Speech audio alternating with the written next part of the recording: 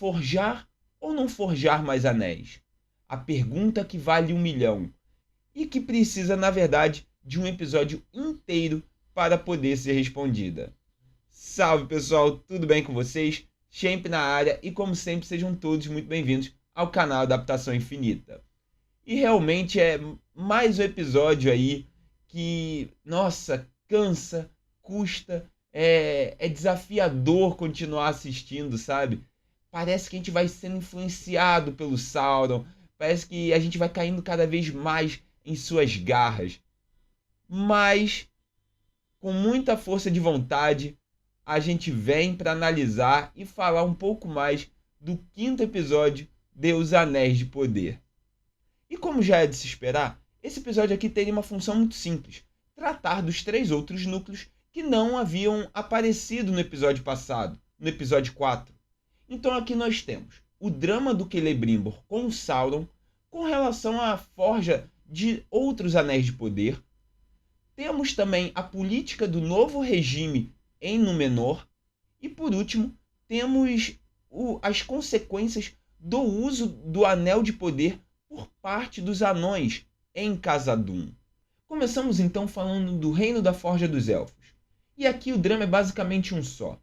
Sauron quer forjar novos anéis de poder e entregá-los aos humanos. 9 anéis para os 9 reis dos homens.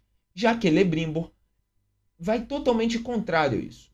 Na cabeça dele, os humanos não são merecedores desses itens tão poderosos. Ele acha que os humanos são facilmente corrompidos pelo poder, porque eles anseiam demais, têm muitas ambições. E isso é muito perigoso, tendo em vista que os anéis poderiam entregar isso a eles. E isso poderia ocasionar um perigo até mesmo para toda a Terra-média.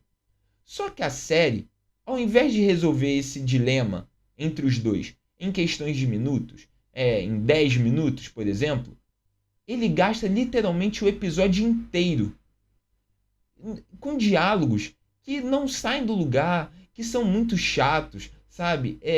E que todo mundo sabe aonde isso vai dar. Então a série perde o potencial desse episódio para esse núcleo.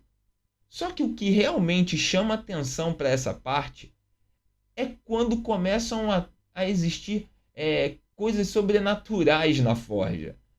Objetos começam a se mover sozinhos. E para surpresa de todos, e principalmente dos fãs, era uma elfa, assistente de forja do Celebrimbor, que estava invisível. Você já sabe aonde eu estou querendo chegar, né? E infelizmente é devido a um anel. E com isso podemos estar tendo talvez a maior ofensa à obra do Tolkien. Não pode ser que a criação do um anel, aquele item que vai ser o maior símbolo do poder do Sauron, tenha sido feito devido a um acaso na tentativa de se criar outros modelos de anéis. Vale lembrar, um anel foi criado pelo próprio Sauron na Montanha da Perdição, aquele vulcão de Mordor. Eles não podem fazer parecer que o item mais poderoso de toda a Terra-média e o maior símbolo da obra do Senhor dos Anéis tenha sido criado por acaso, principalmente por uma assistente de forja. Eles não podem fazer isso. É muita falta de respeito com a obra original, né? E saindo da forja quente de Eregion e pulando diretamente para a panela de pressão, que é Númenor, temos o momento Game of Thrones da Shopee. Aqui, o novo rei, que teve o seu trono concedido basicamente pelo grito de uma águia, quer moldar Númenor à sua maneira. E para isso, ele decide que tudo aquilo que o último reinado pregava tem que acabar. Até mesmo aqueles que eram leais à rainha, né, que juraram lealdade à rainha, serão considerados traidores caso não se entreguem ou jurem lealdade ao novo rei. Até mesmo aqueles que praticamente se sacrificaram, né, na última guerra. Já começa bem, né, esse reinado. E isso sobrou até mesmo para a religião, pois o templo de orações, aonde as pessoas se despediam de seus entes queridos, né, que faleceram, agora vai ser destruído e vai virar um aqueduto. Olha, tenho certeza que esse reinado tem tudo para prosperar, hein? Esse rei magnífico. Mas só que, por incrível que pareça, é aqui, neste núcleo tão importante, com tantos personagens interessantes, que temos a primeira morte da série. Sim, depois de 2 temporadas e 5 episódios, é aqui que acontece a primeira morte importante dessa série Anéis de Poder. E sobrou, infelizmente, para o amigo de Isildur, que na primeira temporada tinha ajudado o Isildur a entrar nas forças militares de Númenor. Infelizmente, o roteiro teve que sacrificá-lo, por assim dizer. E eu devo dizer, ele era um dos poucos personagens que eu tinha uma certa simpatia, porque ele sempre que aparecia, ele tinha um momento de impacto, sabe? Ele sabia se impor. E eu gostava disso, principalmente perto dos outros personagens que são horrorosos desse núcleo. Mas infelizmente ele teve que cumprir as regras do roteiro.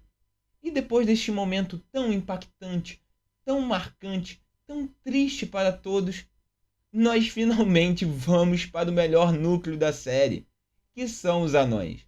Rei Durin, agora de posse de seu novo anel de poder, começa a utilizá-lo. E agora ele consegue ver a montanha, sentir a montanha, ao ponto de conseguir ajudar os anões a achar novas entradas de luz para dentro da mina. Então a gente já começa a ver mais um ato onde os anéis de poder são benéficos a todos. Só que nem tudo são as 1000 maravilhas. E o anel tem seu preço. Um rei que é tão bom e justo começa a sentir a ambição e a tentação do poder e das riquezas que ele pode trazer. E pelo visto, nada, nem ninguém vai ficar entre ele e seu objetivo. Uma coisa bastante importante que foi mostrado nessa parte é que devido a toda essa excessiva escavação e pouco cuidadosa que os anões estão tendo na montanha, começamos a ver um efeito negativo. Balrog, que se encontra lá no interior e no subterrâneo da montanha, começa a ficar incomodado com o barulho que estão fazendo em cima da sua cabeça. E meu amigo, se ele acordar, vai botar os anões para correr. Além dos 3 núcleos que foram trabalhados neste episódio, tivemos também uma pequena amostra das consequências do episódio passado, do episódio 4. E também um pouco do que está por vir. Elrond finalmente chega a Lindon e avisa Gil-galad de que o exército orc está marchando na direção de Eregion. E vemos também que Galadriel, que havia sido capturada no final do episódio 4, só que agora a gente vê ela quase como uma convidada de honra de Adar e seus orcs. E claro, também vemos que o exército orc está praticamente às portas de Eregion. E como eu havia dito, este episódio teve basicamente a função de mostrar os núcleos que estavam faltando.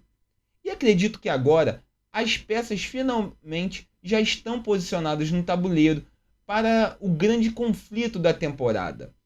A guerra entre os elfos e os orcs por Eregion e os anões muito provavelmente tendo que lidar com um Balrog bastante descontente.